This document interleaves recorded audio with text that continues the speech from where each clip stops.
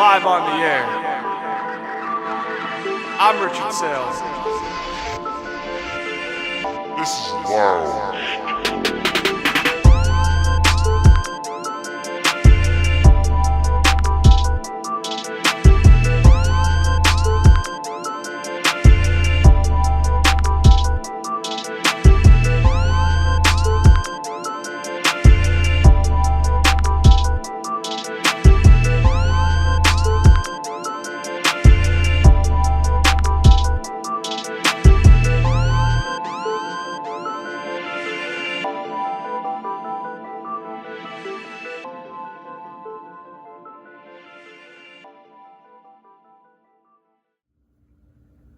Hello, welcome back to another episode of Lounge Time. I'm your host, Rich Saile, and on today's episode of 2026 Offseason Grades, we're going to be going over the Minnesota Vikings.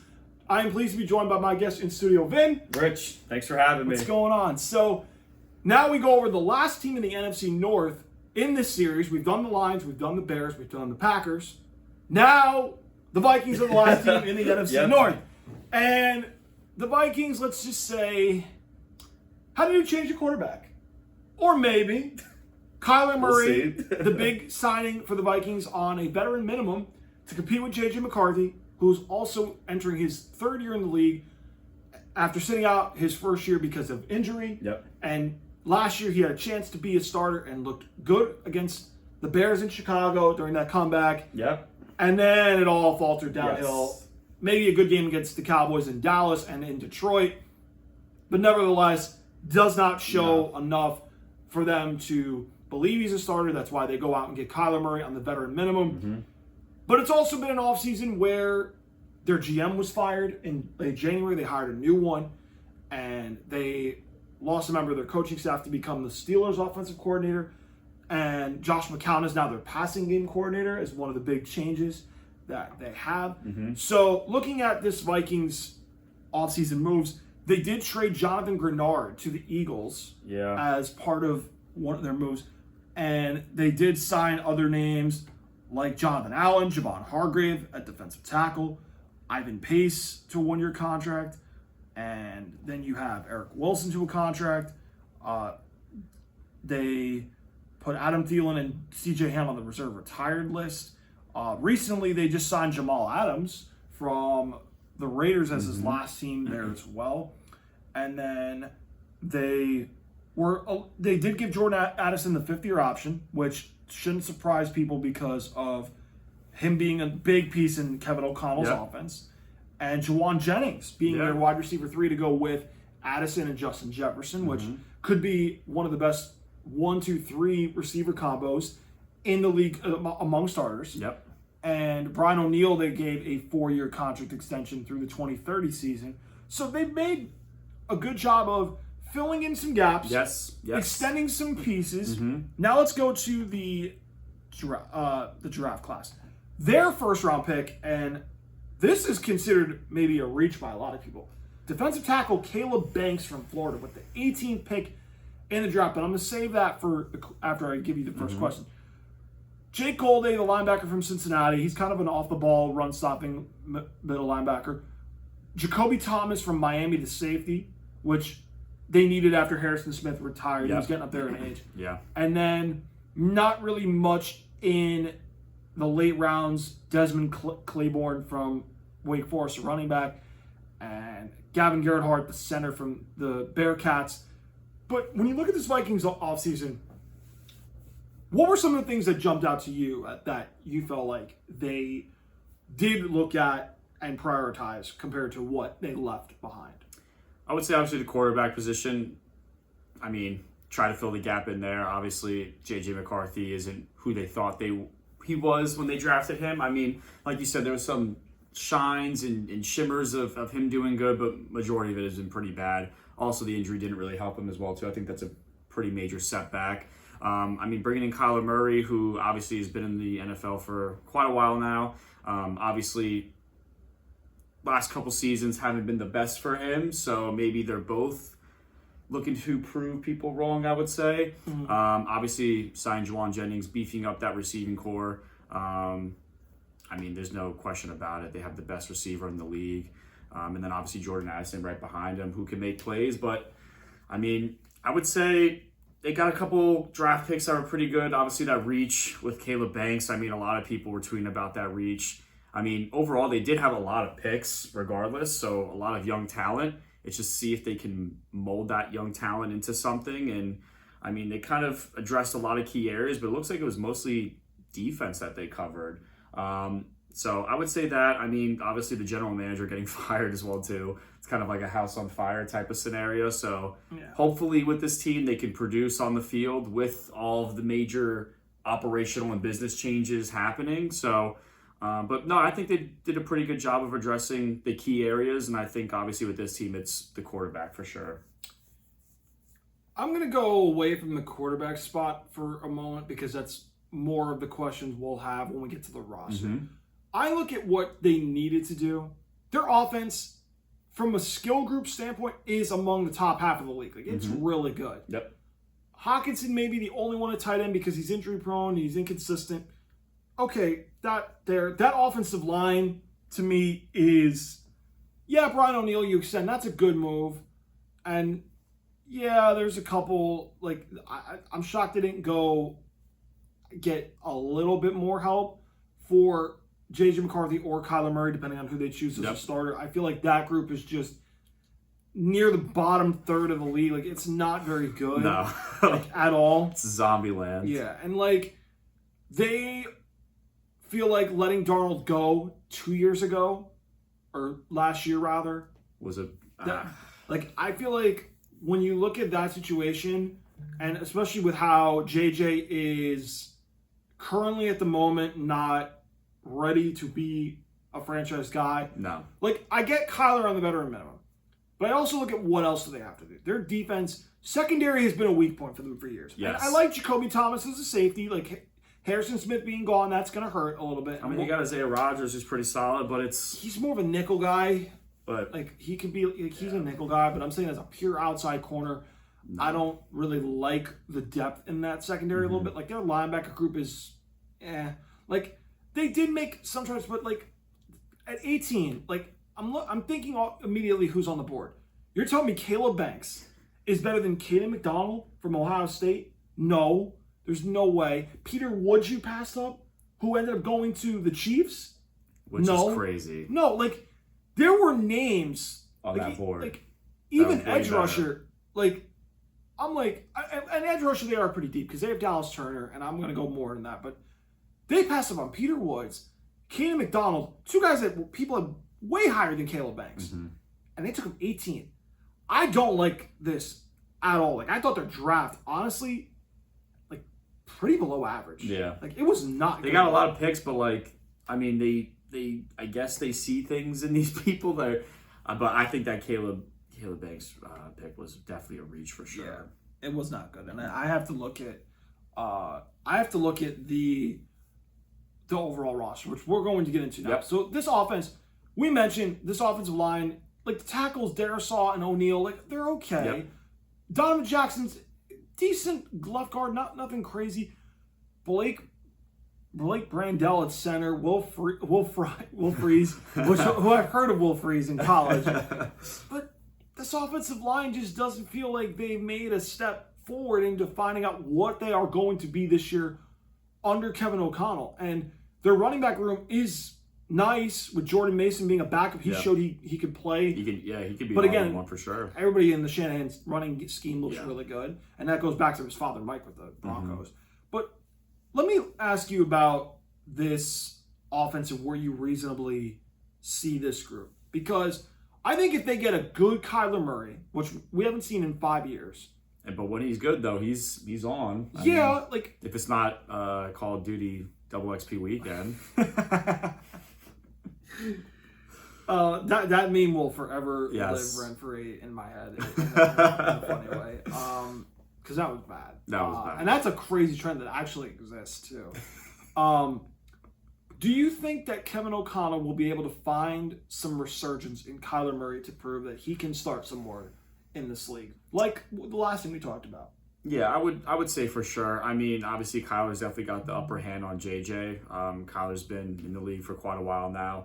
It's just he just has to find that rhythm again. And like how you said, when he's on, and he's pretty solid. It's just they have really good skill players. I mean, looking at the team right now, Aaron Jones, JJ, Addison, Juwan Jennings, Hawkinson, like that's a solid team. It's just, can they put the ball in those guys' hands and make the right plays and then make the right calls? I would say hopefully yes, but I mean, obviously with an unproven quarterback who's in the third year, who really hasn't done anything, and a veteran who's obviously on the downside, I don't know how they're gonna bring them back up, but hopefully they do, because I really like this team. It's a fun team to watch too. So I don't know. I think hopefully yes, but I'm gonna be realistic and say probably not. I believe that O'Connell's scheme is better for Kyler than Arizona was at any point. Mm-hmm. Maybe Kingsbury the one year they made the playoffs. But even then, like Kyler Murray, and listen, the real Lounge Time OGs know where I'm going here. We had someone who said a former number 1 overall pick was a bust back when the show first really started, okay? It wasn't Ben, okay? I'm working on getting him back this year. Yes. Okay? Now, Kyler Murray was the number 1 pick also. Now, if we're judging by bust standards, Kyler Murray is a bust right now in football, and I'll tell you why. Go for it. I get Arizona's organization sucks, but when you're the number 1 overall pick, like Andrew Luck was, like Joe Burrow was, like Peyton Manning was, okay? Like years ago, John Elway was the number 1 pick. Drew Bledsoe was the number 1 pick. Those guys got their team to deep playoff runs, if not Super Bowls. Now, I get most of these guys were very good Hall of Famers, some of them. Yep. Andrew Luck did get to an AFC Championship game against Tom Brady and the Patriots, right? But you at least knew, like, Andrew, like, there was something that people go, okay, we see this talent or this quality that can elevate a franchise. Mm-hmm. Kyler Murray has never elevated this Cardinals team once. And No. we're now looking at, I want to say year 7 for him right now. Like, yes, now he's got a second chance in Minnesota. Mm-hmm. And yes, he probably needed a fresh scenery. Yeah, change. fresh start. But other than him running around like Patrick Mahomes out of the pocket and trying to make plays, like I know he ran a lot at Oklahoma in his 1 year as a starter when he won the Heisman. Mm-hmm. But there's a lot missing from the mental side of the game and the throwing part of it that I go, why has that not translated to more success? And again, I know the Arizona organization sucks. It sucks, yeah. Because ownership sucks and they never know how to build that team right. Mm-hmm. Okay, they went through, I know they went through John McGinnon last year and he's out, and they went through different coordinators, Cliff Kingsbury being the guy that drafted him. I get that. But there's got to be that quality that at least people go, okay, at least we got him because we know he can elevate the list. We just got to put. They've tried every bit to put talent around him. Running backs. Trey McBride they had on the tail end. They got. Remember they had DeAndre Hopkins and Larry Fitzgerald? Okay, that never worked. AJ Green when he was basically done. Done, yeah. But every time they put something around him, this dude can't make it work. Yeah, it never And you know what? Shout out my cousin Nicky. He called Andrew Luck a bust in the OG Lounge Time days. He has to put this dude on blast because, yeah, I'm doing it because he called Andrew Luck a bust. I am going out on a record and saying Kyler Murray is a bust. Oh. Because you've done nothing but one playoff appearance in 7 years. Once. Yep. Okay, like now you're going to Minnesota where Sam Darnold had success. He didn't win a playoff game, but he won 14 goddamn games. Mm-hmm. On the brink of a division title.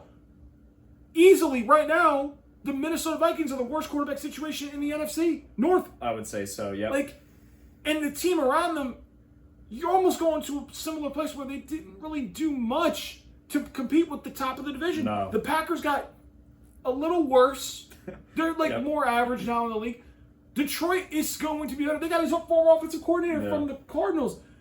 And the Bears, they got a little bit of holes. They're a missing piece away from being in the elite. They're not going anywhere with Ben Johnson and Caleb Williams. So, Kevin O'Connell, you've been in this team now 5 years. you have no playoff wins. Now, this is a big year. I think it's a hot seat year for sure. Yeah, which was my next question. What does Kevin O'Connell have to do to avoid being on the hot seat? The thing is that division is so stacked. Right. Like, they are easily going to lose a division, I think. And I think it's I think wild card or he's out. That's honestly the big, unless there's some sort of prove, or unless there's some sort of like, Yeah. You don't think so? Well, here's what I'll say. Like Kyler Murray, I'll finish my point. Kyler Murray has no more excuses. He had no more excuses last year in Arizona. No. Because he had a good team around him, a playoff contending team at some point beginning of the year when they had Marvin Harrison Jr., they had James Conner, they had Trey McBride. That defense with John McGinnon was trending upward last year. And then they got worse toward the end. And now you go into a situation where you have arguably a top 10 skill group when everybody's healthy. You got a number one receiver, again, better receiver than you probably did any time in Arizona. Yeah. Running backs on par. 2 and 3 receivers better than Arizona. Yep. Tight end, not as good as Trey McBride, but solid. The offensive line's a little worse. Well, no, a little better than Arizona. Arizona's line was just all right. Literally, this entire team is better than Arizona. So if you can't make this work, if you can't make this work, then you're solidifying my point is him being a bust. He hasn't won a playoff game, and then when he went into the lone playoff game, I know the Rams were a better team, but they got destroyed. Like his body language has been awful at times. Like Kyler Murray, if you have to do at least get to a wild card spot, maybe win a playoff game for O'Connell to avoid being on the hot seat. Because Kevin O'Connell, there's two times where he's made the playoffs, and you've lost in your first game twice. Yeah, like you got to win a playoff game at minimum to probably save your job. At least make the playoffs, but at least win a playoff game. Which this offense has good players around them, good personnel. Just offensive line shaky, but you have to make this work because this is a better skill group talent than Arizona ever surrounded you with. Yep. And O'Connell is a better play caller than Cliff Kingsbury was or Drew Petzing was last year or the year before. So no more excuses for Kyler Murray. None. And Minnesota has the goods. Let's go into the defense, Rich. What do you see? So, defensively, I do not like this defensive line much at all, unless you're going to do this, right? Where, again, you lost Javon Hargrave and Jonathan Allen, which those are two big losses. Yeah. Like, Jalen Redmond and Levi Drake Rodriguez are your starting defensive ends in a 3-4 defense for Brian Flores with Caleb Banks. That defensive line does not sound like... Doesn't sound appetizing. Does not sound any bit like someone up there got to be worried about. Like Caleb Banks, you got to worry about the injury history with him. Yeah. You got to worry about him because he might be out of shape maybe at times. Okay? But I like the duo of Andrew Van Ginkel and Dallas Turner. I like that a lot. I even think Blake Cashman as middle linebacker is not bad at all. Like with Jake Golday making his move, making splashes here and there in the middle. Jamal Adams being that safety linebacker that can play maybe some 4-2-5 personnel with Minnesota at times, but I think they really had chances to go get an edge, especially in a deep edge rushing class. They did not do that. No. Well, actually, no, I shouldn't say that because they have Van Ginkel, they have Dallas Turner, so those guys can be edges. Okay, but I'm saying Kenny McDonald, Peter Woods you passed up on. Those are two great names that did very good and I thought would be perfect fits for Brian Flores' scheme. Like Peter Woods being that like Vince Wilfork type of like nose tackle, okay? Even Kenny McDonald that could be maybe a 3-tech in a 3-4. There's no way those guys are not better than the two guys opposite in the interior for a 3-4 defense. And then like I like Van Ginkel and Dallas Turner on the edge, so I'll retract my edge point. Okay. This secondary to me, like, it's not awful, but it's not. It's not elite. Like Byron Murphy Jr., like he's a good player. I like him as a good, like, I don't think he's an outside corner, but he can be a good, decent outside corner, but he's more of an inside guy. James Pierre, I don't even want to get my friend Joey started on James Pierre. He was bad for the Steelers, okay? Theo Jackson, like Jacoby, I hope Jacoby Thomas starts at free safety. I really do, because that kid from Miami is good. Josh Metellus, not bad actually. He's actually very solid at strong safety, okay?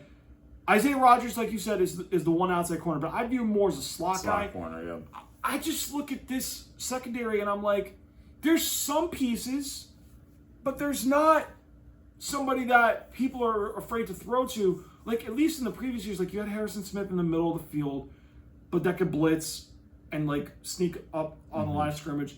Xavier Rhodes was there a little bit. Like, Pat Pete had a cup of coffee and was awful. Okay? Guy Gilmore was there. Yeah. But, like, they don't have that guy that they can at least have some attention on offensive coordinators. Like, you don't throw at him too much. This secondary, to me, like, it's okay. I mean, they're decent, but there's pieces where I go, there's some holes there. So, what is your assessment of this Vikings defense? I would say same exact thing. I don't see anything on this roster list that excites me besides a couple of guys, like you said, Van Ginkel, Rodgers. I mean, if Caleb Banks is the guy who we think he is, or injuries, I mean, I don't know. He could be good, but not really. I don't think so. I'm not on the hype train looking at the tape. And yeah, obviously Byron Murphy as well too. He's solid, but like nothing really is exciting here. No. I would say easily top, or not top, but bottom defense in the league for sure. I would say so. And when you think of Brian Flores, you don't think of a bad defense. Like, I think the personnel just isn't great around a Flores defense.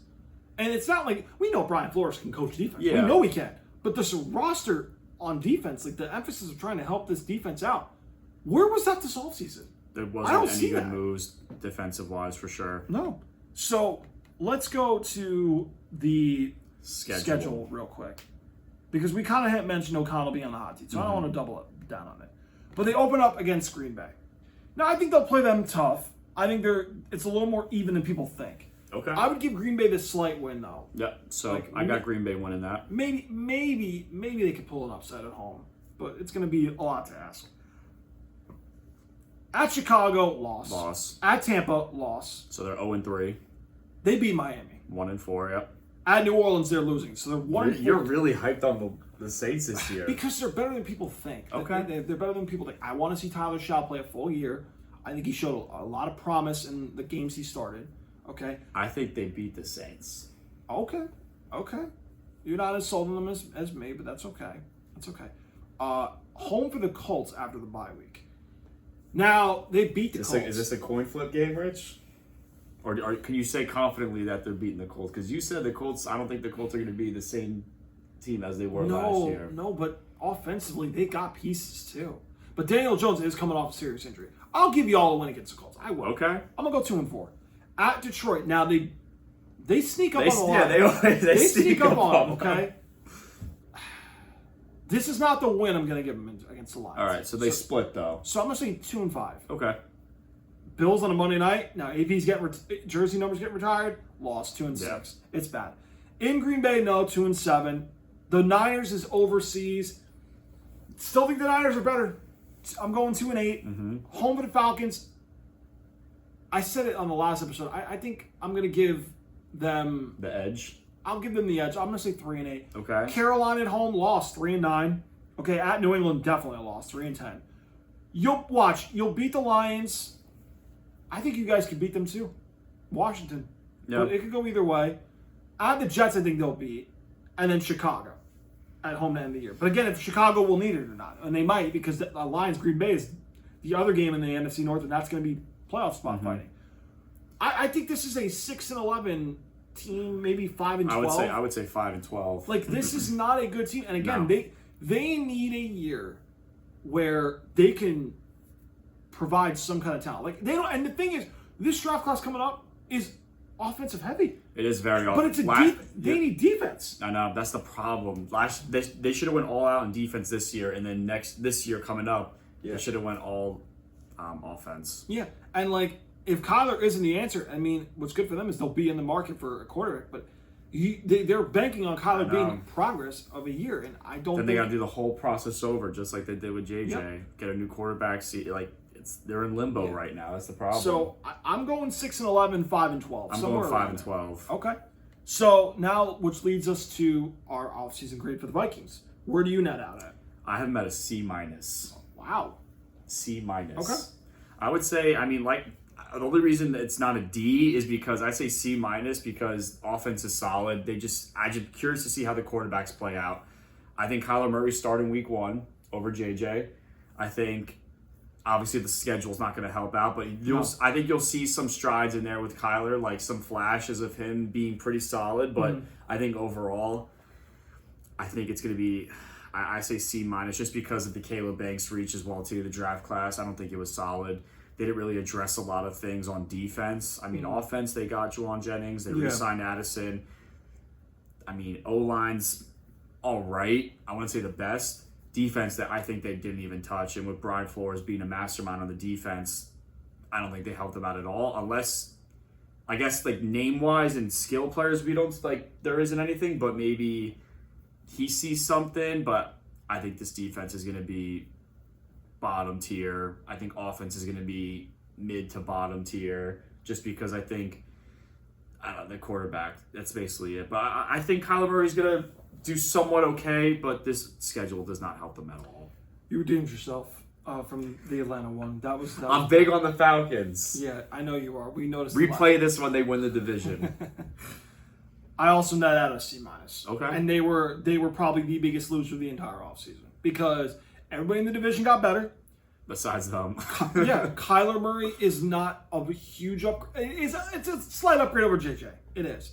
But I don't think he's going to be able to elevate this receiving core, this offensive skill group, this line that makes me go, okay, he has number one pick potential. No, he never has had that. And again, O'Connell may be a better play caller than Kingsbury was. You are going up against offenses in there that have something that could, like the Lions can run the ball down your throat if they want to. The Bears can throw it and run. Green Bay is going to be balanced if Josh Jacobs stays healthy, and they got speed on the outside. So this offense, they've got skill groups. But this offensive line, if Kyler has no time, game over. They're in trouble. Defensively, for the sake of me respecting Brian Flores as a former New England Patriot, yeah, and I'm a Patriot fan, I think he's going to have an average defense this year. I do. It may even be below average. Okay. I think alone Flores is going to find ways to attack blocking schemes. However, I don't think they have enough guys on that defense that make you go, we got to worry about him on the game plan. Like Caleb Banks, huge reach. Their draft class, not as good as everybody wants to make, not as good as a lot of people think they will be. I don't think they're going to be that good at all, truthfully. I think they had a bottom 5 draft class in my eyes. Their defense is, personnel-wise, not very good. But they're, again, what they prioritize, like it almost felt like, okay, let's fill the gaps offensively. But defensively, Brian Flores will trust you. And I don't think you can trust that much when you don't give him personnel to work with. Like, give him some personnel that actually helps him around. Like, I get you drafted Dallas Turner a few years ago. I get Van Ginkel's good because he had him in Miami. That can't be the only 2 pieces you give him. Caleb Banks, there's a reach. I look at this group and I'm like Metellus is good, but they lost a lot of guys that they could not fill. So that alone, I'm going to C-. They did not do well at all defensively. So you and I share the same grade there. Okay. So that is the Minnesota Vikings episode on 2026 offseason grades. Make sure you hit that the like button, subscribe button, notification bell, so that way you guys can get all the latest content in time for the preseason episode where, yes, we will have a Super Bowl 61 matchup and winner and playoff teams. I'll reveal that on that episode late August. You can also follow me at LoungeTime Pod on X. I will be tweeting during the NFL season. I'll even be tweeting during Patriots preseason games when I watch them so I can give my thoughts on that because I will be watching as a Patriots fan where we net out at in the preseason. So if you have a question for the show, tweet at me and I will answer it on the show. Guys, thank you so much for tuning in to Lounge Time. Hope you guys enjoyed the video. I will see you guys in the next episode of Lounge Time and another 2026 Offseason Grades episode.